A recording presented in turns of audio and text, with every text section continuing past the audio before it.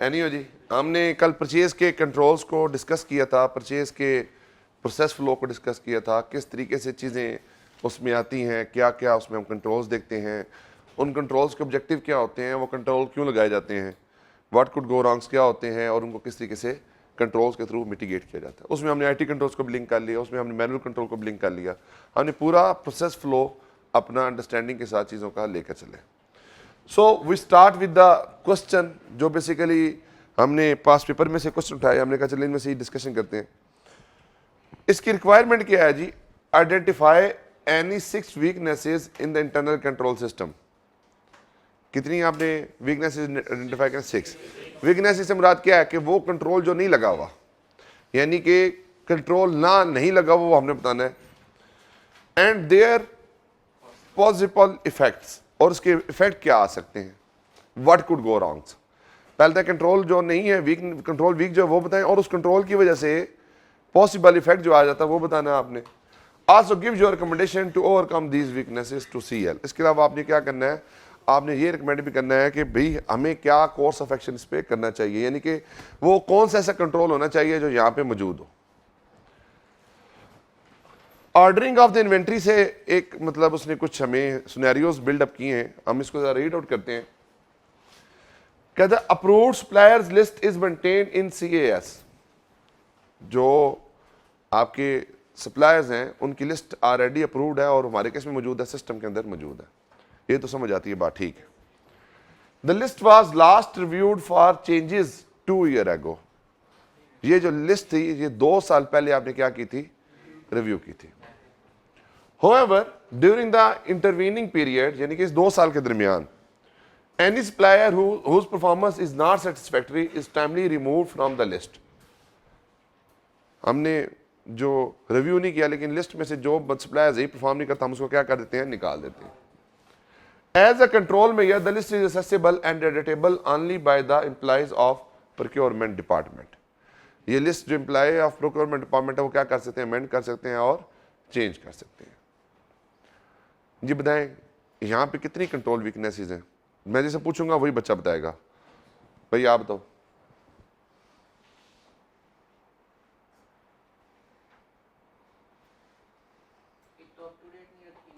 List up to date नहीं है, very good. 2 साल पहले आपने नहीं, अप टू डेट तो कह रहे लेकिन उसका रिव्यू नहीं कर रहे। अपडेट तो कर रहे हैं, हम कह रहे हैं लेकिन हम उसका रिव्यू नहीं करते, तो अब हमें तो नहीं पता कि प्रॉपरली लिस्ट अपडेटेड है या नहीं है।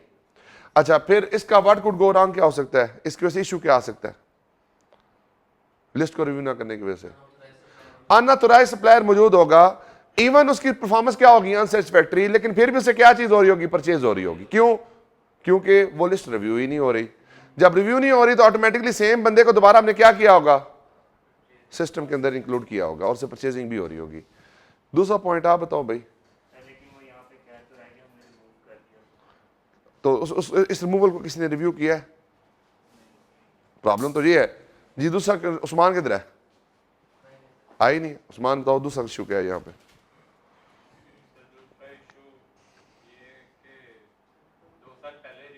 वो तो होगी बात। वेरी गुड, कोई भी एक्सेस करके चेंज कर सकता है, this is the second issue. यानी कि जो मास्टर फाइल है, जो मास्टर फाइल है जिसके अंदर आपके सप्लायर्स की इंफॉर्मेशन मौजूद है, उसको प्रोक्योरमेंट डिपार्टमेंट का कोई बंदा भी चेंज कर सकता है। हमने क्या देखा था कि जो एक्सेस राइट्स हैं वो बड़े कंट्रोल्ड और रिस्ट्रिक्टेड होने चाहिए, खास तौर पर वो कंट्रोल्स जो किसी चीज़ को चेंज करने के कंट्रोल्स हों।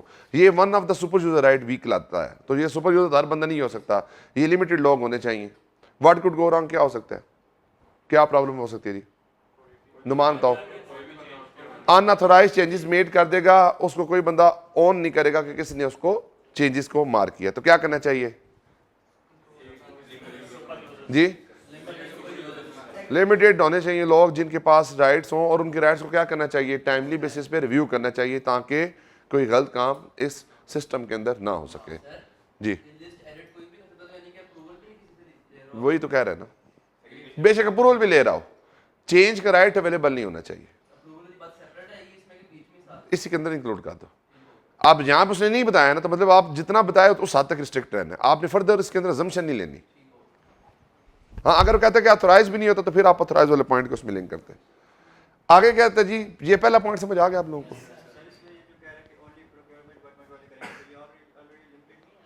देखो प्रोक्योरमेंट डिपार्टमेंट में जूनियर ऑफिसर 10 हैं, 5 मैनेजर हैं, 10 असिस्टेंट मैनेजर हैं, 2 सीनियर मैनेजर हैं, 1 डायरेक्टर है। टोटल कितने बंदे हो गए? 50 बंदे हो गए। अब आपका एक तल्लक है मेरे साथ, आपने मुझे सप्लायर की लिस्ट में ऐड करना है, आप जाएं वहां पे जाके मेरा नाम ऐड कर दें। फिर हाँ, अगर फॉर एग्जाम्पल ये राइट 2 बंदों के पास होता और वो 2 बंदे फिर अकाउंटेबल भी होते, फिर जो चेंजेस मार्क किए उसके बारे में पता होता, फिर स्पेसिफिक पता होता कि हर रोजाना चेंज नहीं मार्क करनी, स्पेसिफिक इंटरवल्स के बाद ही सप्लाई लिस्ट को अपडेट किया जाता है। हर रोजाना अपडेट नहीं किया जाता, हर 15th of the month, her 30th of the month. समझ आई बात की? वरना तो कोई भी उठेगा, कोई भी चेंज मार्क कर देगा। यहाँ तक क्लियर होगी जी बात? ये आप लोगों ने खुद आइडेंटिफाई किया, मैंने कुछ नहीं आपको बताया, मैं सिर्फ उसको एक्सप्लेन किया further. The inventory control department of CL generate a numerically sequenced purchase requisition. Inventory control department क्या करता है? पीआर इशू करता है, जो क्या होती हैं? सीक्वेंशियली नंबर्ड होती हैं। When the quantity of a particular inventory item reach reorder level, यानी आपको पता है ऑर्डर लेवल होता है, रीऑर्डर लेवल होता है, या आपने EOQs पढ़े होंगे, ठीक है, economic order quantity. PR is electronically forward with in the CAS to procurement department. जी क्या इशू है यहाँ पे? कंप्यूटर ऑपरेटिंग सिस्टम होगा CES, या CES कंपनी का नाम होगा, डिपार्टमेंट होगा।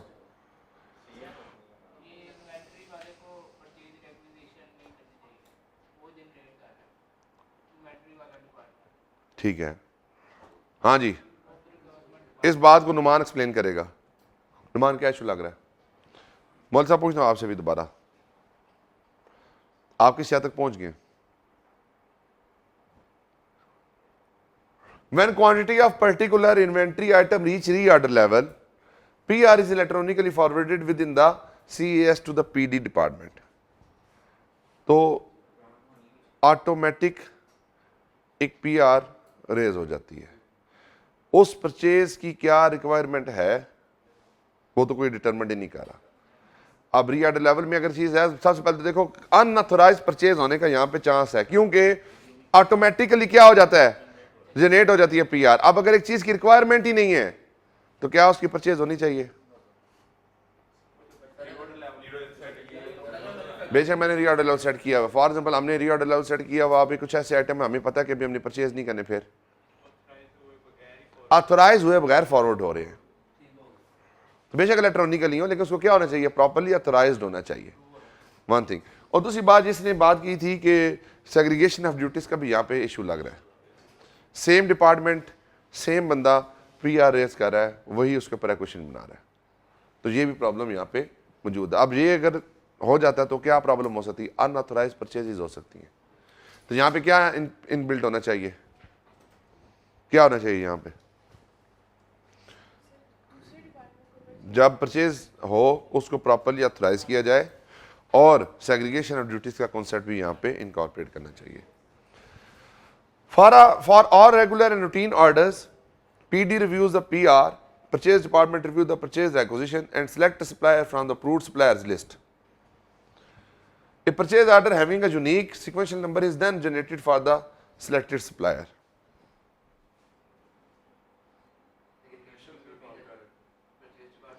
परचेज डिपार्टमेंट ही परचेज एक्विजिशन बना रहा है, परचेज डिपार्टमेंट ही सप्लायर सेलेक्ट कर रहा है, परचेज डिपार्टमेंट ही परचेज ऑर्डर भी बना रहा है।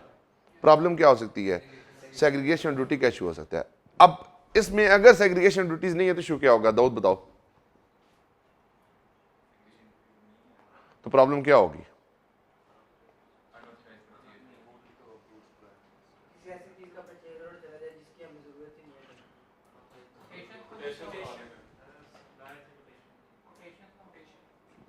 और मैं बेटा अभी आपने क्या बात किया, इशू क्या है? सेग्रीगेशन ऑफ ड्यूटीज का। अगर फॉर एग्जाम्पल आप खुद ही परचेज रिक्वेजिशन बना रहे हैं, खुद ही सप्लायर सेलेक्ट कर रहे हैं, हम इशू क्या हो सकता है? किसी अनऑथोराइज बंदे को सेलेक्ट कर लिया जाए और उसके साथ रेट ऐसे डिसाइड कर लिया जाए जो आपके लिए फेवरेबल हो, कंपनी के लिए क्या हो? अनफेवरेबल हो। या कुछ ऐसे आइटम आप परचेज कर सकते हैं जो आइटम परचेज नहीं होने चाहिए थे, तो क्या हो गया? पहला इशू क्या हुआ? सेग्रीगेशन ड्यूटीज की वजह से 2 इशूज हैं। एक पहला इशू क्या है? अनऑथराइज परचेजेज हो सकती हैं, क्योंकि सेम बंदा सारे काम कर रहा है तो वो कुछ ऐसी चीज़ परचेज कर सकता है जिसकी कंपनी को ज़रूरत नहीं थी। दूसरा इशू क्या है, जो उसके साथ टर्म्स ऑफ द कॉन्ट्रैक्ट हैं, जो basically price of the product है, जो उसके साथ बाकी कंडीशंस हैं हमारी, हो सकता है वो कंपनी के लिए अनफेवरेबल हो और उस स्पेसिफिक इंडिविजुअल के लिए फेवरेबल हो, और यहाँ से फ्रॉडुलेंट फाइनेंशियल रिपोर्टिंग या फ्रॉडुलेंट एक्टिविटी होने के चांसेस मौजूद हैं। कहाँ पे लिखा है रिलेटेड पार्टी? यहाँ पे से कहीं बताया कि रिलेटेड पार्टी का क्वेश्चन है? फिर सोचना है, लेकिन इतना भी नहीं सोचना कि आप डायरेक्शन लेस हो जाएं, इतना ज़्यादा भी नहीं सोचना।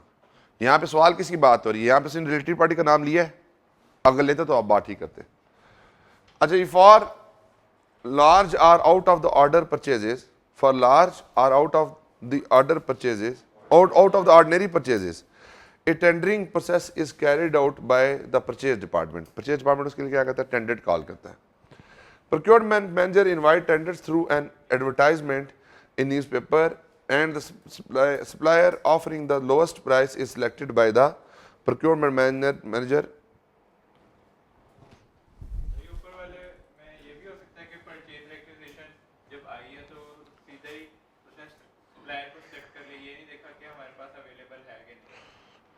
किस में?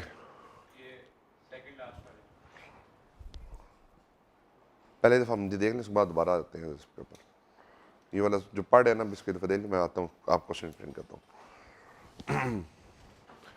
For large or out of the ordinary purchases, a tendering process is carried out by the procurement department. Procurement manager invite tenders through an advertisement in newspaper, and the supplier offering the lowest price is selected by the procurement manager in consultation with head of procurement. सिर्फ lowest price नहीं होती, बल्कि qualitative factors भी होते हैं। And second factor, same person is calling the tendering process, same person is publishing, same person is selecting, same person is authorizing, and the same again segregation of duties in all the process is not there. Clear होगी जी बात? अब जरा इसका solution देख लें।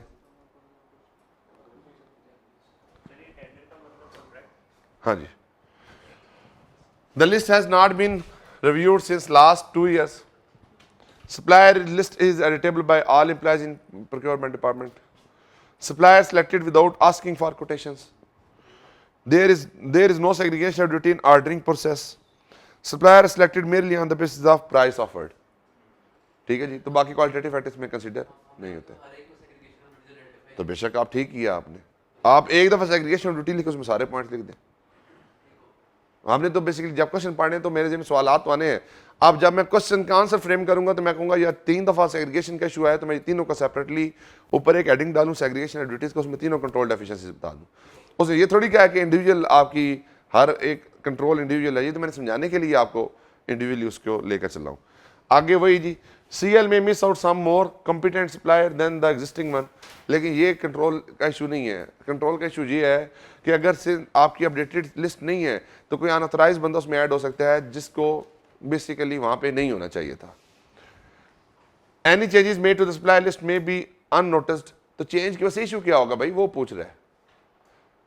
ये solution के अंदर भी चीजें उस तरीके से डिपिक्टेड नहीं है। देखो सिर्फ अननोटिस रहने से क्या मसला है, अगर हर बंदा चेंज कर सकता है तो प्रॉब्लम क्या है, फ्रॉड हो सकता है। अननोटिस नहीं है, सिर्फ फ्रॉड हो सकता है, अनऑथराइज परचेज हो सकती है, अनऑथराइज बंदा ऐड हो सकता है, किसी कॉम्पिटेंट बंदे को वहां से निकाल दिया जा सकता है, कंपनी के फाइनेंशियल रिसोर्सेज का नुकसान हो सकता है। These are the issues. CL may be paying higher prices to supplier. There is a risk that CL may fail to claim discount from supplier. अब मुझे ये समझ नहीं आती, there is risk that CL may fail to claim discount from supplier, किस तरह से possible है? देखो प्रॉब्लम ये है, वो डिस्काउंट नहीं तो प्राइस निगोशिएशन होती है। Quotation is always for the price negotiation. वहां पे डिस्काउंट बाद में आपकी टर्म्स अगर बनती हैं, कोटेशन के बाद मैं जब फर्दर आगे प्रोसेस में चलता हूं, फिर उसके बाद जाकर मैं देखूंगा मुझे कुछ डिस्काउंट मिलना है या नहीं मिलना।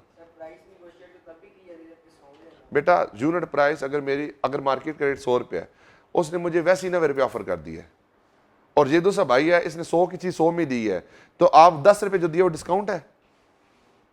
अभी तो मैंने परचेज नहीं की, तो कहाँ पे लेके जाऊँ? ट्रेड डिस्काउंट में लेके जाऊँ? कहाँ पे लेके जाऊँ? कैश डिस्काउंट में लेके जाऊँ? तो क्या करूँ? अभी तो निगोशिएशन चल रही है। जब मेरी परचेज हो जाएगी तो फिर ये कॉन्सेप्ट आएगा कि जनाब हमारे पास डिस्काउंट वाला एलिमेंट है या नहीं है। तो बात क्या है? प्राइस की निगोशिएशन के ऊपर। हाँ, बाद में वो जब इनवाइस भेजेगा तो उसमें बेशक 10 रुपए का डिस्काउंट डाल दे वो, तो फिर आप उसको कहेंगे कि डिस्काउंट जो है वो ये अमाउंट बनेगी।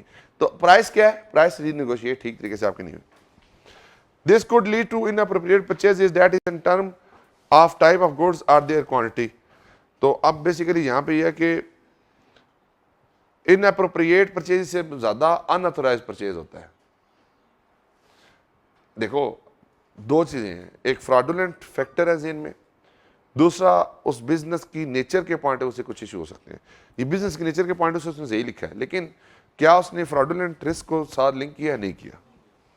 फिर गुड्स में भी ऑर्डर विच में not fulfil the technical requirement, ये ठीक है, वही हमने बात की थी कि अगर आप सिर्फ प्राइस की बेस के ऊपर डिसीजन करते हैं without seeing any other qualitative factors, then there is a issue कि जो आपकी परचेज हो सकता है कि उसमें जो करेक्टरिस्टिक्स हैं वो आपके फुलफिल ना हो। ये डाइस है ना, एग्जांपल देता हूं मैं आपको, ये रिसेंटली बात करता हूँ। मैंने ना ऑफिस फर्नीचर मंगवाना था तो मैंने एक कोटेशन कॉल की, उसने 68,000 का टेबल कहा। मैंने एक और कोटेशन कॉल की, उसने 40,000 का टेबल कहा। मैं दोबारा पुराने सप्लायर के पास गया, मैंने कहा आपने 68 क्यों कहा? कहता मैं 40 में बना के दे देता हूँ। मैं कहता फ़र्क क्या होगा? कहता जी मैं क्वालिटी की गारंटी नहीं दूंगा फिर आपको। कहता वो 40 में जो बना के दे रहा हूँ क्वालिटी की गारंटी आपको नहीं देगा, या देगा भी तो लिमिटेड होगी। तो जो मैं बना के दूंगा, मैं लकड़ी का बना के दूंगा तो प्रॉपर आपको उसकी क्या दूंगा? गारंटी दूंगा। बात समझाइए आपको? तो यही बात यहाँ पे भी है। टेक्निकल स्पेसिफिकेशन बड़ी ज़रूरी होती हैं, जब तक हम चीज़ों को समझे नहीं उस वक्त तक हम उसको मैनेज नहीं कर सकते। जी एनी क्वेश्चन?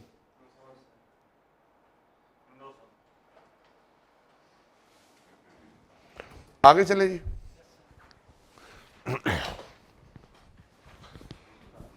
अब्दुल्ला किधर है यार? बाकी क्वेश्चन ये वाला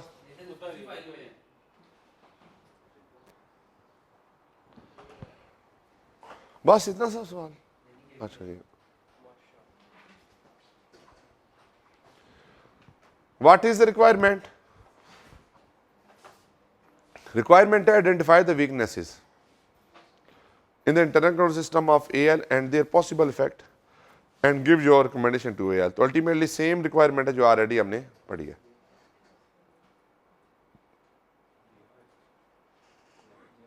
जी ये क्लियर हो गई requirement? You are ordered senior at Advance Limited AL which is engaged in business of assembling and marketing of consumer electronics। The process followed by AL for procurement is as follows। समझ आ रही है जी? काम क्या करती है company? Company का नाम क्या? आसमान बताओ, कंपनी का नाम बताओ। तुम बड़े चुहारे हो, बड़े चुहारे हो। पीछे से आवाज आएंगे, यहां तक मुझे आवाज आ रही है कि कोई एडवांस लिमिटेड का नाम बोल रहा है इसका। काम क्या करती है आसमान बताओ? चलो काम क्या करती है कंपनी? देखे, store department generate numerically sequence purchase requisition. Store department क्या जनरेट करता है? न्यूमेरिकली सीक्वेंस आपकी परचेज रिक्विजिशन को रेज करता है। When the quantity fall below reorder level, PR show the name of the good and quantity required and is signed by the store officer. The approved PR is forward to the purchase department for procurement. जी कितने issue है यहां पे? सबसे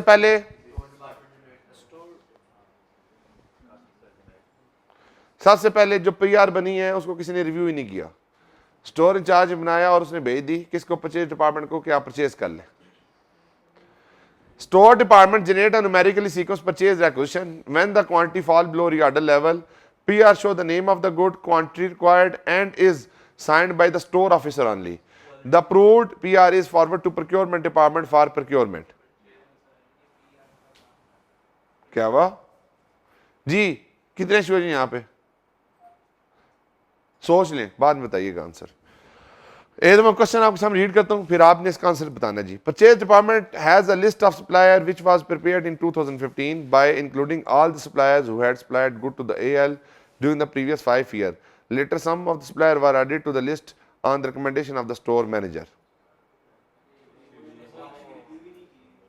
When PR is received, the 5 most experienced suppliers are contacted and purchase order is issued to the most experienced supplier, provided he agreed to supply the goods on the same price which was paid by AL on the latest purchase. The PO is issued in form of an email by a purchase manager. A copy of email is also sent to the store manager and the finance manager. In case of large or unusual purchases, PR and PO are also authorized by the store manager prior to the sending email. बेटा ये आपको समझ आ रही है? ऊपर से तो नहीं गुजरा? मैं क्यों करवाऊं? सेम पहले वाली बातें हैं, कुछ एडिशनल है जो रैशनल थिंकिंग की बेस पे समझ आनी चाहिए. चलो कर लो एक एक करके. पहला पॉइंट बताओ, पहले में क्या इशू है जी? किसको रिव्यू नहीं किया? परचेज एक्विजिशन का रिव्यू नहीं किया, तो रिव्यू ना होने की वजह से प्रॉब्लम क्या हो सकती है? कुछ ऐसे आइटम परचेज हो सकते हैं जो अनऑथराइज आपके या इनअप्रोप्रिएट परचेजेस आपकी वहां पे हो सकती हैं. और इसमें कोई इशू लग रहा है जी? सेग्रीगेशन ड्यूटीज किस तरह से? दो डिपार्टमेंट डिफरेंट है, स्टोर डिपार्टमेंट डिफरेंट है और परचेज डिपार्टमेंट डिफरेंट है. रिक्वेजिशन तो इसको स्टोर को देनी चाहिए ना, जिसके पास डाटा है. परचेज वाले तो परचेज करनी है. तो यहाँ पे मेरा ख्याल है सिर्फ एक इशू है कि उसके काम को कोई रिव्यू नहीं कर रहा, पीआर जो बना रहा है, स्टोर मैनेजर, स्टोर इंचार्ज के काम को. Purchase department has a list of suppliers which was prepared in 2015 by including all the suppliers who had supplied the goods to AL during the previous 5 years. Later, some suppliers were added to the list on the recommendation of the store manager. Ji.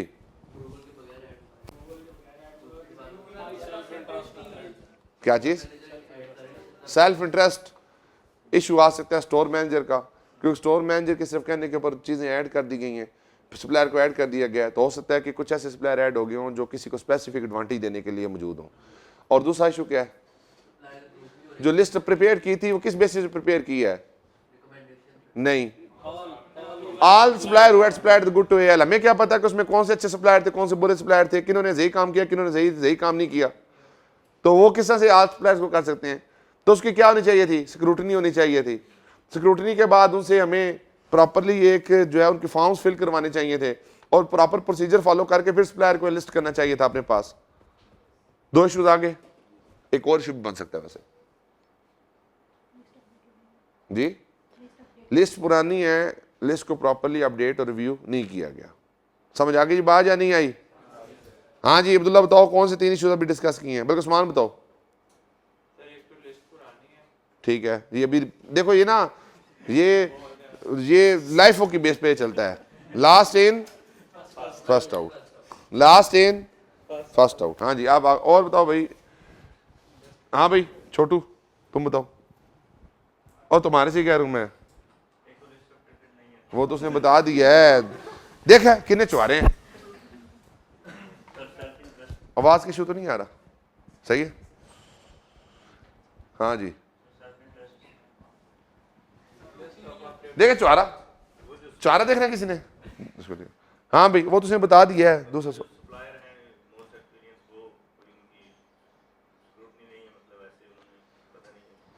List में सारे supplier को add कर दिया गया है without making any scrutiny of the supplier that who performed well और not in the past some years और past experience की बेस के ऊपर. हमें नहीं पता उसके बारे में वो कैसा काम करते थे, कैसा नहीं करते थे. एंड द थर्ड इशू आप बताओ भाई. ये ना ये 1G पे चल रहा है इस वक्त. ये 1G पे चल रहा है. वो कहते ना वो 2G 3G 4G 5G, ये 1G के ऊपर है. हम स्टेप 2 को क्लोज करने जा रहे हैं और स्टेप 1 के अंदर बात भाई साहब कर रहे हैं अभी. मिस्टर चुहारे यहाँ पे बताओ, यहाँ पे तीसरा इशू क्या है? हाँ जी आप बताओ. इसका मतलब क्या है कि आप लोगों में से कुछ ऐसे बच्चे हैं जो मेंटली क्लास में प्रेजेंट ही नहीं है, हालांकि तुम अच्छे बच्चे हो. किन यादों में घूमे हुए हो, किन ख्यालों में तुम घूम रहे हो बेटा? इसमें बताओ. चलो आप बता दो इसमें इशू क्या है तीसरा. चलो आप बताओ.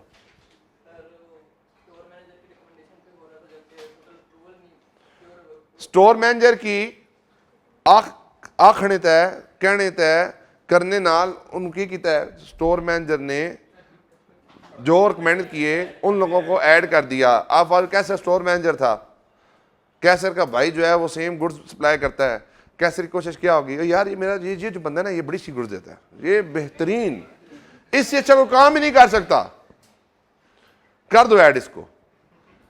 आगे उस्मान बैठा हुआ तो उस्मान ने बात सुनी नहीं, उस्मान ने सिर्फ क्या कर दो, बस जी सप्लाई लिस्ट खोली, फौरी तौर पे अपडेट की और क्लोज कर दी। सही कह रहा हूँ ना, वो मान भी गया। देखो क्या जी, कौन सा, नहीं आप सिर्फ ये कहोगे कि as mentioned in the question, as mentioned in the scenario that list is updated on the asking of on the recommendation of the store manager, which may create some self interest threat of the store manager। उसकी वजह से problem क्या आ सकती है, हो सकता है कुछ ऐसे लोग उसने ऐड करवा दिए हों जो बेसिकली काबिल ही ना हो काम करने के लिए, और उनको सिर्फ अपने पर्सनल इंटरेस्ट के लिए उसने वहाँ पे ऐड करवाया। तो कंपनी को क्या नुकसान होगा, कंपनी को फाइनेंशियल रिसोर्सेज का जो है वेस्ट होगा और वहाँ से नुकसान होगा कंपनी को, क्योंकि वो लोग सही चीज़ डिलीवर नहीं कर पाएंगे, सही टाइम पे नहीं कर पाएंगे, सही क्वांटिटी सही क्वालिटी भी नहीं कर पाएंगे, तो इसलिए यहाँ पे इशू बनेगा। 3 इशूज हमने पॉइंट नंबर 2 में निकाले। मैंने PR इज रिसीव्ड, जब परचेज रिक्वेजिशन रिसीव होती है, the 5 most experience suppliers are contacted and purchase order is issued to the most experience supplier provided he agrees to supply the goods on the same price which was paid by AL in the latest purchase। सबसे क्या चीज उसने सिर्फ क्या बात की है, उसने प्राइस रीनेगोशिएशन के ऊपर तो गया ही नहीं है। हमने क्या किया, जो लेटेस्ट परचेज प्राइस थी, तो जाहिर तो हर बात लाज़िम आप कम होगी हो या मैं रीनेगोशिएट कर सकता हूं। फिर दूसरी बात क्या है कि मैंने सिर्फ उसी सप्लायर से कॉन्टैक्ट किया जो मोस्ट एक्सपीरियंस था। Why the opportunity is not been given to the all suppliers? देखो ना यहां प्रॉब्लम क्या है, सिर्फ मोस्ट एक्सपीरियंस को सिलेक्ट किया जा रहा है। भाई आप किस तरह से कह सकते हैं मोस्ट एक्सपीरियंस है? फॉर एग्जाम्पल ये तो वही बात हुई ना कि कैटेगरी ए बन गई है फर्म्स की 1980 के अंदर, आप उस कैटेगरी ए को अपडेट ही नहीं कर सकते आप। मैं सही बता रहा हूँ, लिटरली कैटेगरी सी में हमने आने के लिए इतने पापड़ बेले हैं, इतनी हमने वर्किंग किया, आपकी सोच है 2 साल से वर्किंग करने में लगे हैं कैटेगरी सी में आने के लिए। लेकिन उस वक्त जिन्होंने कैटेगरी ए ली आज कोई एक भी बैंक ऑडिट नहीं करा। तो सेम यही बात यहां पे भी है कि भाई वो जो कैटेगरी ए की फॉर्म में उसको काम दे दो, काम करती है या नहीं करती, बाकी पीछे कंपिटेंट लोग बैठे हैं उनको छोड़ दो। सेम यही काम यहां पे वो कह रहा है। वो क्या कह रहा है कि भाई जो मोस्ट एक्सपीरियंस बंदा है उसको काम दे दो, लेकिन क्या आपने बाकी से पूछा कि क्या वो एक्सपीरियंस है या नहीं है, क्या आपने उनसे काम किया है? तो आपकी सिलेक्शन ऑफ सप्लायर ही ठीक नहीं है। दूसरा, आपने रेट ही रिनेगोशिएट नहीं किया। आपने कहा कि जो रेट हम हमें दे रहे थे लेटेस्ट परचेज में आप वही दे दें। अब फॉर एग्जाम्पल मैंने लेटेस्ट परचेज किया है 280 रुपये के हिसाब से पेट्रोल, अब मार्केट में पेट्रोल का रेट 262 हो गया, तो क्या मैं 280 पे परचेज करूंगा? तो ये तो कंट्रोल डेफिशिएंसी हुई ना कंपनी की। कह सकते हो कोटेशन कॉल नहीं की, प्राइस रिनेगोशिएट नहीं की। और दूसरी बात क्या है कि सप्लायर को सिलेक्ट किया on the basis of the experience without giving the opportunity to the all suppliers. तो हो सकता है कि हमें वहां पे बेहतर कोई अपॉर्चुनिटी मिल जाती है जिसको हमने क्या किया, वेस्ट किया। The PO is issued in form of an email by purchase manager. यहां पे देयर इज अगेन 2 इशू हैं, एक IT रिलेटेड कंट्रोल्स का पॉइंट है और दूसरा सेग्रीगेशन ऑफ ड्यूटीज का भी इशू हो सकता है। ठीक है जी। पहली बात है ईमेल जो होती है, ईमेल के ऊपर प्रॉब्लम ये आती है कि वो प्रॉपर शायद सही तरीके से रेज ना हो, उसके अंदर सिक्योरिटी के कंसर्न्स आ सकते हैं, उसमें कॉन्फिडेंशियलिटी के कंसर्न्स आ सकते हैं, तो उसको आप यहाँ पे किसी तरीके से लिंक कर सकते हैं। A copy of email is also send to the store manager and the finance manager. अब यहाँ पे एक प्रॉब्लम है, वो क्या है, अगर ईमेल करते वक्त ही मैंने CC में कुछ ईमेल ID की है तो फिर तो बात समझ आती है। यानी आप देखें ना, अगर आप किसी को करें टू, फिर आता है CC, अगर मैं जहां पे 2 किया ABC को और XYZ को मैं CC भी करता हूं उसी ईमेल में, तो फिर तो बात समझ आती है। या अब पहले फिर मैंने क्या किया, मैंने 2 किया इसको ABC को, CC किसी को नहीं किया, ईमेल चली गई। उसके बाद मैंने क्या किया, इस ईमेल को किया फॉरवर्ड, ये ऑलरेडी सेंट ईमेल, ये सेंट होगी ना। जब मैंने सेंट ईमेल को फॉरवर्ड करना है तो क्या होता है, इसमें एडिटिंग की ऑप्शन होती है। ये कोई एज इट इज ईमेल तो नहीं जाती ना, तो क्या ऑप्शन होती है कि ये ईमेल को फॉरवर्ड करना है, इसको आप एडिट कर सकते हैं। ये बात समझ आई है या नहीं आई? पता नहीं आप इसने ये पॉइंट यहाँ पे इंक्लूड किया या नहीं किया। अगर उसने ईमेल की बात लिखी है तो मेरे ज़हन में तो यही बात आती है। दोबारा पढ़ते हैं। The PO is issued in form of an email by purchase manager. A copy of email is also sent to the store manager and the finance manager. आप फाइनेंस मैनेजर को क्यों भेज रहे हैं? किसको? वो यहाँ पे कहीं लिखा हुआ है। Anyway, in case of large or unusual purchases, PR and PO are also authorized by the store manager prior to sending the email. क्यों नहीं मसला लग रहा? क्या यहाँ पे सेम बंदा, देखो सेम डिपार्टमेंट का बंदा बना रहा है, सेम डिपार्टमेंट ही उसको ऑथोराइज कर रहा है। देखो मैं स्टोर, पीआर किसने बनाई थी? स्टोर इंचार्ज ने।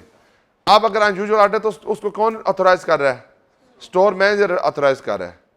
तो क्या सेम डिपार्टमेंट को ऑथोराइज करना चाहिए? डिफरेंट डिपार्टमेंट को ऑथोराइज करना चाहिए। फॉर एग्जांपल के बनाई उन्होंने, रिव्यू किया, उसके बाद फाइनेंस को भेजे, फाइनेंस से बजट की अप्रूवल ले, बजट की अप्रूवल लेने के बाद परचेज डिपार्टमेंट के पास है, परचेज डिपार्टमेंट का जो हेड है वो उसको ऑथोराइज करे। स्टोर मैनेजर का ये काम नहीं है। क्या चीज? नहीं, उसने क्या कहा? अगर PR and PO are also authorised by store manager prior to the authorisation. नीचे आखिरी लाइन पढ़ना। अब पता नहीं उसने आंसर में क्या लिखा हुआ है, लेकिन देखें जब तक आप ब्रेनस्टॉर्मिंग इस तरीके से नहीं करेंगे तो पेपर में बैठ के सवालात इस तरह से थॉट प्रोसेस के थ्रू नहीं आएंगे। सिर्फ समझाने का ऑब्जेक्टिव क्या है? देखें सवाल के आंसर में जो मर्जी लिखा हो, जब हम सोचना है तो हमने इन एस्पेक्ट्स को देखना है जो अभी हम डिस्कस कर रहे हैं। पेपर में अगर कोई चीज़ प्लस माइनस भी हो जाती है तो डोंट वरी अबाउट इट। आपने अपनी तरफ से चीज़ों को ठीक करके आना है, सही डायरेक्शन में लेके जाना है। लाजमी नहीं है कि आप एज इट इज़ वही लिख के आएंगे जो एग्जामिनर का सोल्यूशन होगा। आज तक मेरे साथ ऐसे नहीं हुआ किसी पेपर में भी कि जो एग्जामिनर का सोल्यूशन हो और मैंने जो पेपर में लिखा वो सेम हो। मुझे नहीं याद, मैंने जब भी सोल्यूशन देखा वो डिफरेंट ही बात कर रहा होता है बाद में।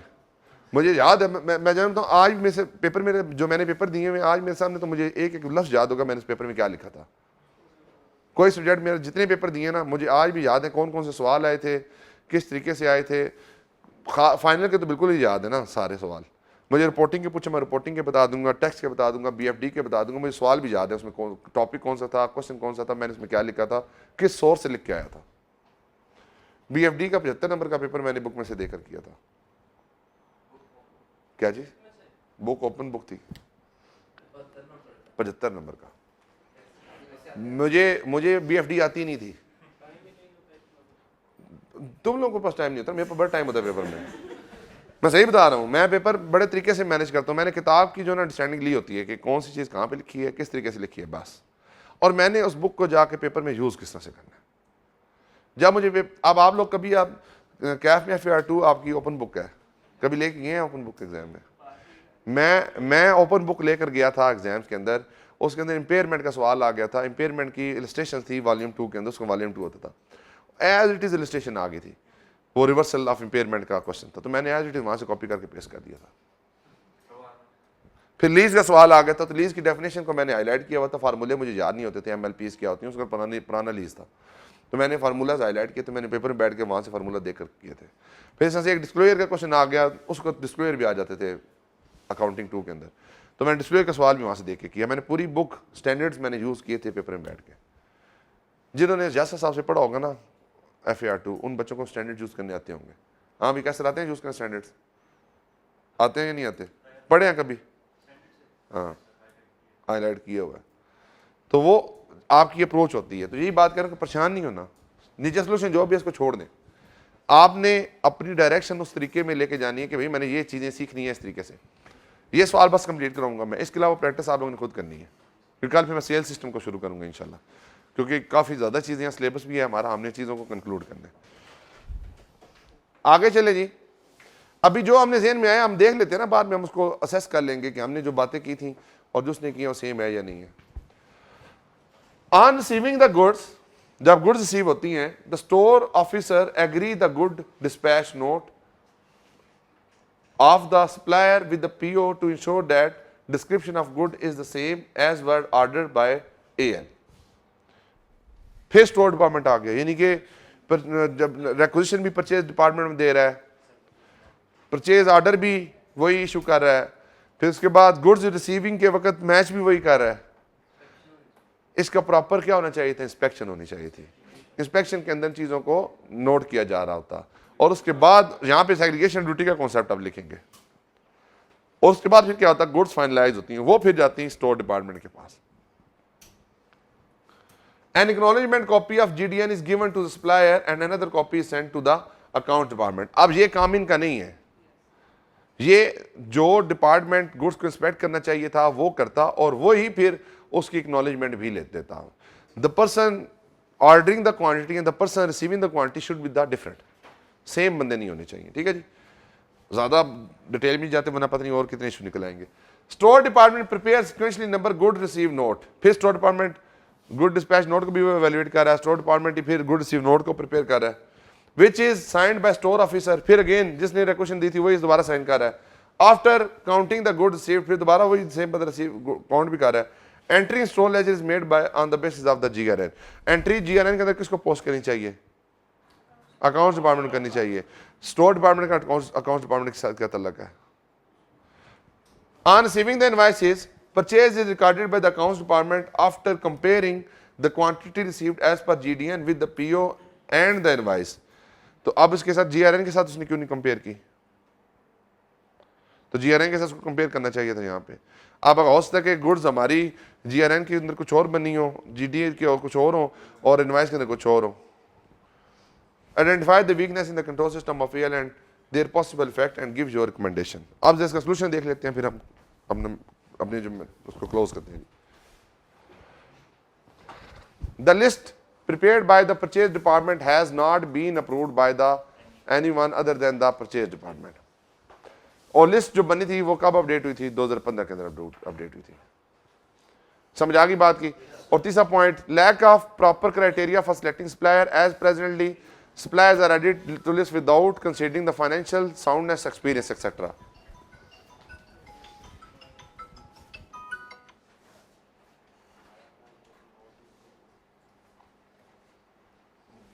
जी बात समझ आ गई आपको। ये तीनों बातें हमने की थी, तीनों यहाँ पे आ गई जी। ध्यान था किसी को इशू 3 पॉइंट्स में। फिर आगे कहते हैं जी, purchase acquisition are process merely on the initial of the store officer, there is no formal process of reviewing the purchase acquisition. ये भी हमने बात की थी कि जो PR बन रही है वो स्टोर मैनेजर ही बना रहा है, स्टोर इंचार्ज बना रहा है, उसके काम को कोई बंदा रिव्यू नहीं कर रहा। Purchase orders are not pre numbered as they are issued in the form of email. ये हमने आइडेंटिफाई नहीं किया था, ये अच्छा पॉइंट है। जब ईमेल में बनाते हैं तो सीक्वेंशली नंबर तो नहीं होता, जब सीक्वेंशली नंबर नहीं होगा तो हम उसमें किस तरह से कह सकते हैं कि ना वो ठीक है या नहीं है। फिर आता है quotations are not obtained from the supplier before placing the order, क्योंकि वो कहता था हम टॉप सप्लायर को सिलेक्ट करते हैं, उसमें से जो मोस्ट एक्सपीरियंस होता है उसको हम बात कर देते हैं, फिर उसके अंदर हम क्या करते हैं, उसी को हम कहते हैं कि जो पिछली परचेज प्राइस है उसके ऊपर आप हमें क्या कर दें, फिर सेल कर दें चीज़ें, तो वो सेम उसी बेसिस के ऊपर कोटेशन निकालने की इशू वही वाला। हाई वैल्यू और other than routine purchase are only authorised by purchase manager and store manager. तो हमने ये कहा था कि ये सेग्रीगेशन ड्यूटीज प्रॉपर्ली फॉलो नहीं हो रही, यही लोग इसमें काम नहीं कर रहे, बल्कि इसमें फर्दर आपकी ऑथराइजेशन का कॉन्सेप्ट होना चाहिए। फाइनेंस डिपार्टमेंट को भेजें, वो बजट्स को अप्रूव करे, उसकी बेसिस के ऊपर आपकी फाइनली सिलेक्शन होनी चाहिए। फिर क्वालिटी इंस्पेक्शन नोट हमारा नहीं बना, ये आप लोगों ने इसी तरह से बताया था। Although GRN has been prepared by the store department, payment has been made by on the basis of GDN instead of GRN। तो GDN के साथ उसके कंपेयर नहीं किया तो पेमेंट हमारी कर दी। इसके अलावा हमने ये कितने से बताए, इसने 9 चीज़ें इशू बताए हैं, हमने कितने आइडेंटिफाई किए थे, हमने 12-13 किए हैं, तो आप सारे लिख दें, लेकिन एटलीस्ट जो यहाँ पे लिखे हैं सारे हमने आइडेंटिफाई किए हैं। लिटरली आप लोगों की प्रैक्टिस अच्छी है, आप लोगों ने इस तरीके से चीज़ों को अंडरस्टैंड किया है, ये चीज़ बहुत बेहतर है। अब इसके साथ हम जो है ना हर एरिया के मैं बेटा 2-2 सवाल क्लास में डिस्कस कर सकता हूँ। देखिए आज तकरीबन हमारे 50 मिनट लग गए सिर्फ ये 2 सवाल को डिस्कस करने के लिए। अब इस डिटर्मिनेशन में अब आप फॉर एग्जाम्पल के आप कहेंगे कि जनाब सिर्फ 2 सवाल हमने परचेज के किए हैं। आज ये सिर्फ 2 सवाल नहीं है, ये 2 सवाल कहने की बात है, कहने में तो मैं 5 सवाल करा दूँ थोड़ी देर में, लेकिन जब तक आपको क्वेश्चन का आंसर डिटरमिन करना नहीं आएगा, उसके अंदर लिखना किस तरीके से है वो चीज़ समझ नहीं आएगी, उसको ब्रेनस्टॉर्मिंग किस तरह से करनी है वो चीज़ समझ नहीं आएगी, तो फिर मेरी क्लास में चाहे 100 सवाल भी करा दूँ उसका कोई फ़ायदा नहीं है। इफेक्टिव 2 सवाल करें, इसकी बेस के ऊपर आप अपनी प्रैक्टिस करें। जहाँ पे आपको प्रॉब्लम लगे, देखें इस सवाल में और जैसे पहला सवाल था कितना फ़र्क है इन दोनों में, कोई खास फ़र्क है, सिर्फ ईमेल का एक एलिमेंट ऐड हुआ है। और एक इंस्पेक्शन का एलिमेंट ऐड हुआ है। ईमेल की वजह से सीक्वेंस टूटी है और इंस्पेक्शन नोट ना बनने से प्रॉब्लम बना है, या तीसरा एक गुड रिसीव नोट वाला इशू था। बाकी सेम टू सेम वही है जो पहले आपने पढ़ा। तो अब ये 2 सवाल नहीं है, ये 1 घंटे की लर्निंग है। आपने ये सोचनी है, क्योंकि मुझे फिर ये होता है कि आप लोग में जाएगी सिर्फ 2 सवाल हमने किए परचेज के, सिर्फ 2 सवाल। ठीक है जी, तो आप लोगों ने प्रैक्टिस खुद करनी है। इसका प्रैक्टिस मटेरियल देख लें, IK की बुक पास क्वेश्चन बैंक का वहाँ से देख लें, किसी टीचर ने कंपाइल किए हैं वहाँ से देख लें। तो इसमें कोई इतराज़ नहीं है, आप कहीं कोई भी बुक यूज़ कर सकते हैं। क्योंकि जो फीडबैक फॉर्म मिला तो उसमें ये लिखा था कि हमें प्रैक्टिस के लिए कोई सोर्स बता दें, हम कहाँ से फीडबैक यानी कि हम क्वेश्चन को अटैम्प्ट करें। तो मेरे मुताबिक देखें, जो मैं क्लास में सवाल करा देता हूँ वो तो है। ओवर एंड अबव आप पास पेपर देखें, पास पेपर कंपाइल्ड हुए हैं किसी के, वो ले लें। ICAP के क्वेश्चन बैंक है वहाँ से देख लें।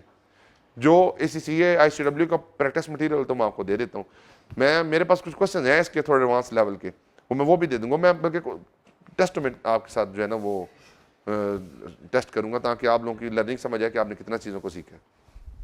क्लियर होगी जी बात? कोई इशू जहाँ तक जी? आगे सिर्फ बाकी जो 3 सवाल हैं उनको जरा हम देख लेते हैं, वो क्या है, किस टॉपिक पे हैं, किस तरीके से हैं। अब्दुल्ला कौन सी है भाई फाइल दूसरी? ये है, ये क्या है? आटम 13 में आया हुआ ये।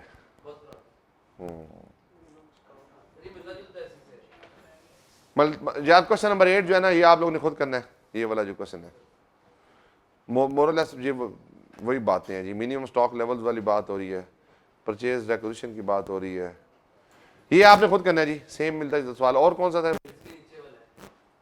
इसके नीचे एक और सवाल भी है। हाँ जी, ये वाला।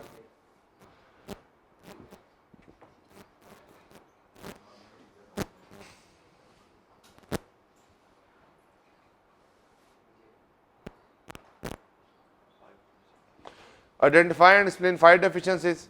Recommend control to address each of the deficiency and describe tests of control that should perform to assess if each of this control implemented is operating effectively to reduce identified deficiency. हाँ, ये अच्छा एक question है जी। You are audit supervisor of Haley and Company and you are the supervisor of Haley and Company and you are reviewing the documentation describing comment publication, purchases and payable system in preparation of the interim and final audit for the year ended 30th September 2007. The company is a retail book and has 10 store and central warehouse which hold the majority of the company inventory. 10 store है और एक central ware house है। ठीक है जी, जो क्या करते हैं, जो कंपनी की इन्वेंट्री को मेंटेन करते हैं। Your firm has audited comment publishing company for a number of years and as such audit documentation is available from the previous year files including internal control flow charts and detailed purchase and payable system notes. Narrative note भी available है और flow chart, system flow chart available है. As far as you are aware, comment publication system of internal control has not changed in the last year. कोई change नहीं last year से आई. The audit manager is keen for the team to utilize existing system documentation in order to ensure audit efficiency. तो हम जो existing system है उसकी जो audit item को यूज़ कर लेंगे और हम अपने ऑडिट एफिशिएंसी को इंप्रूव कर लेंगे। ज़ाहिर बड़ा टाइम कम लगेगा। An extract from the existing system notes is provided below, यानी कि उसने कुछ एक्सट्रैक्ट्स दे दिए हमें अपने एग्जिस्टिंग सिस्टम के। Extract of purchase and payable system. अब असल बात शुरू हुई है, उसने पहले ऊपर कहानी बताई आपको, अब बात शुरू हुई है जी। Store manager are responsible for ordering book for their shop. कौन रिस्पॉन्सिबल है जी? Store department. It is not currently possible for store manager to request book from any of the other 9 stores, यानी कि हम इंटरनली कोई book नहीं है तो हम नहीं मंगवा सकते। Customer who wish to order book which are not in stock at branch visited are told to contact the other store directly or visit the company website. तो कहते हैं आप उनसे खुद रब्ता कर लें। आप फॉर एग्जाम्पल आप किसी पे जाएं, कोई शूज़ लेना है आपने, कोई चीज़ लेनी है, कोई शर्ट लेनी है, किसी एक ब्रांच पे नहीं है, फ़ौरन दूसरे को कॉल करते हैं और फ़ौरन अरेंज करवा के देते हैं। ठीक है, तो यहाँ पे क्या हो रहा है, खुद फ़ोन कर लो, खुद वेबसाइट पे चले जाओ, वहाँ से जाके देख लो। ठीक है जी। As inventory levels fall in the store, यहाँ पे अब दो बातें हुई हैं। Store manager responsible for ordering their book for their shop. Store department खुद ही जो ऑर्डर करता है अपनी शॉप की, तो यहाँ पे तो सेंट्रलाइज परचेजिंग सिस्टम ही नहीं है, तो हमें क्या पता कि कोई चीज़ परचेज करनी है नहीं करनी। दूसरा, उनकी आपस में कोऑर्डिनेशन भी कोई नहीं है। हो सकता है कि एक, अब फॉर एग्जांपल के एक बुक है उसकी एक स्टोर के ऊपर बहुत ज़्यादा सेल हो रही हो, दूसरे स्टोर के ऊपर सेल ना हो रही हो, तो अब वो जो इन्वेंट्री वहाँ पे ऑब्सोलीट हो रही है उठा के दूसरे स्टोर पे बेची जा सकती है। लेकिन यहाँ पे ऐसा कोई सिस्टम ही नहीं है कि इन्वेंट्री को एक्सचेंज कर लिया जाए, इन्वेंट्री को आपस में। अब यहाँ पे मैं एक बात हूँ, मैं आपको ना क्वेश्चन रीड कर देता हूँ, मैं इसके अंदर एक्सप्लेनेशन नहीं देता, आप इसको खुद अटेम्प्ट करें, बेहतर ये है। सोल्यूशन ना दो, भेजो, सोल्यूशन भेजा हुआ है, खैर है, कुछ कोई नहीं, अब नहीं नुकसान करेंगे अगर देखेंगे तो। As inventory level fall in the store manager raise a purchase acquisition from which he sent to the central warehouse. नहीं, purchase acquisition form which is sent to the central warehouse if there is insufficient inventory held, यानी कि हम central warehouse के साथ contact करते हैं। If there is insufficient inventory held, supplier acquisition form is completed and sent to the purchase order clerk. Delivery done, sir. Oliver done, sir.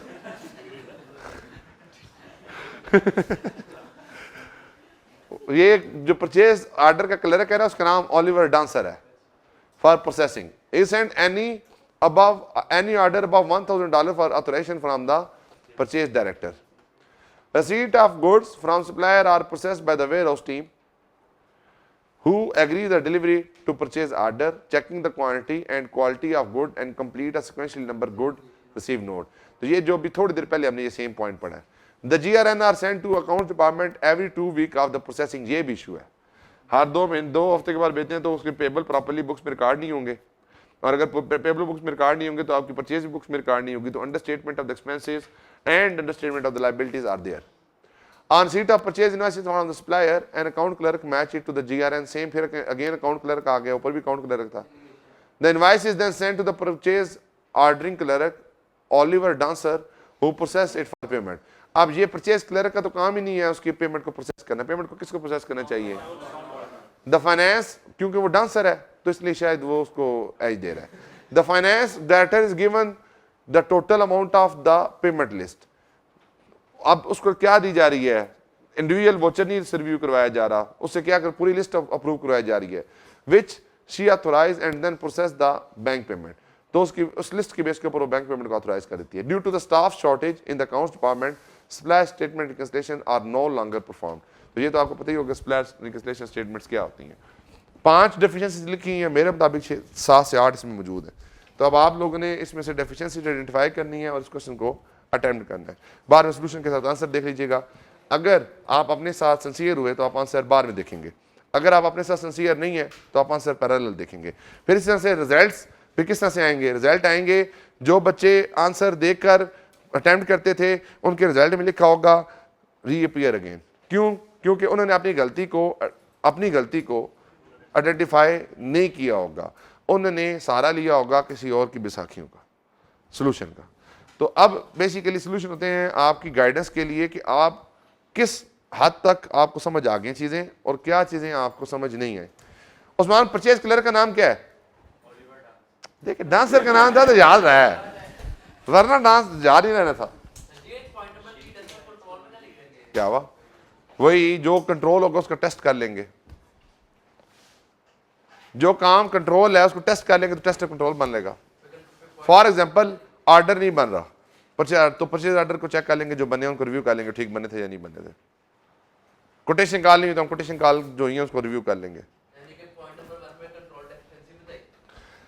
Same जो performance होती है टेस्ट कंट्रोल बन जाता है, काम वही होता है। कंट्रोल को परफॉर्म करेंगे तो टेस्ट कंट्रोल बन जाएगा। जी एनी क्वेश्चन? नो क्वेश्चन जी। ले जी, अभी इस क्लास की डिस्कशन को आज कहते हैं यहीं पे कंक्लूड। परचेज सिस्टम को हमने कर दिया क्लोज। अब दोबारा हम परचेज सिस्टम को नहीं पढ़ेंगे। कल इंशाल्लाह हम पहले फ्लो चार्ट पढ़ेंगे, किसका? सेल्स का। और सेल्स के फ्लो चार्ट के साथ फिर हम लिंक करेंगे थ्योरेटिकल नॉलेज। देन कल की क्लास में पॉसिबल हुआ तो सेल के हम क्वेश्चन कर लेंगे, अदरवाइज इंशाल्लाह फिर हम अगली क्लास में इंशाल्लाह जो अपने सेल्स के क्वेश्चन है वो करके सेल्स को भी कंक्लूड करेंगे। तो जितने कंट्रोल्स वाले एरिया इसमें हर एक एरिया पे 2 दिन लगेंगे। देखिए मिस सोई हुई है क्लास में बैठ के, जेन्युइन सोई हैं आप बताएं आखिरी बात क्या हुई है? चले बता दें। नहीं देखिए टेस्ट कंट्रोल तक जाग रही थी, उसके बाद सो गई थी। हाँ विकास सर क्या बात हुई आखिरी? इंशाल्लाह बस ये बात है। देखें सो गई थी, मान गई है सो गई थी। नहीं जी, आज डिस्कशन यहीं पे करते हैं कंक्लूड, मिलते हैं इंशाल्लाह फिर कल की क्लास में, तब तक के लिए अल्लाह हाफ़िज़।